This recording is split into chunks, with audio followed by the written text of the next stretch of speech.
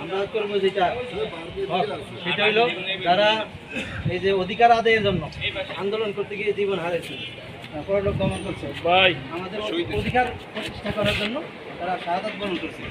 আমরা এই মুহূর্তে তাদের জন্য তাদের রুহির মাগফিরাতের জন্য একবার সূরা ফাতিহা